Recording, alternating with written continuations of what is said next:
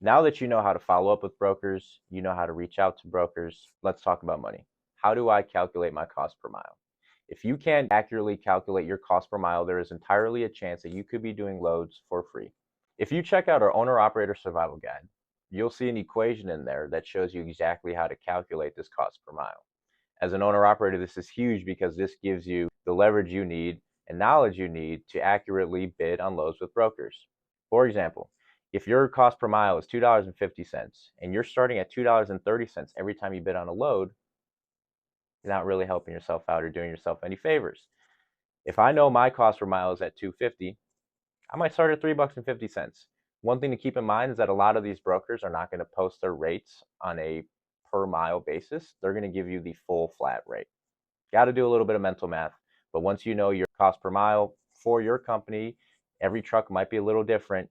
You'll be able to find much better freight. You'll be able to lean on your value proposition a lot better with a broker and make sure that you're not running any freight for free. Now let's talk about what's more realistic to happen. You're a brand new owner operator. You're less than 6 months old, maybe less than a year old when it comes to your authority, right? You're going to get a lot of no's. There is no way around that. What's important is how do I push those no's forward or turn them into potential yeses down the line? This is where it's on you to do your due diligence to discover certain pain points brokers may have. That is one thing that will separate you from the competition. If I can come to you as a carrier and offer more than just a rate, I'm offering convenience, I'm offering reliability, and I might be offering potential future business. These are all things that sound like music in a broker's ears. You might get answers like, I already have a dedicated carry on this. We're not looking for much more other than this one load today. That's fine. Run that load, show them what you're made of, and ask them, what rate is the other carrier at? How many times a week are they running this shipment? How many deadhead miles do they have? Is there an opportunity to do drop trailers on this that would bring some sort of convenience to your workflow?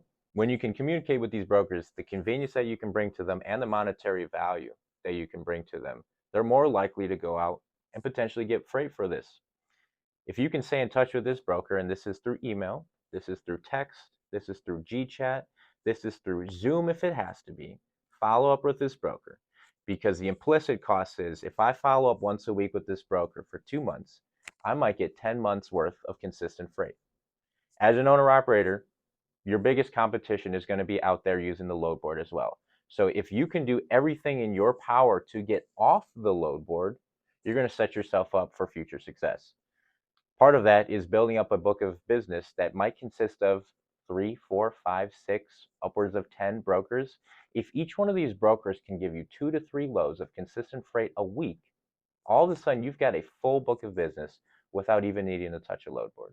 We just went through 3 quick tips. If you guys have more questions, feel free to reference our owner operator survival guide or shoot us a call. Any one of us are going to be happy to walk through any of these scenarios with you, talk to you about how you can leverage a Truck Smarter load board, how you can leverage fuel discounts, how you can leverage email campaigns.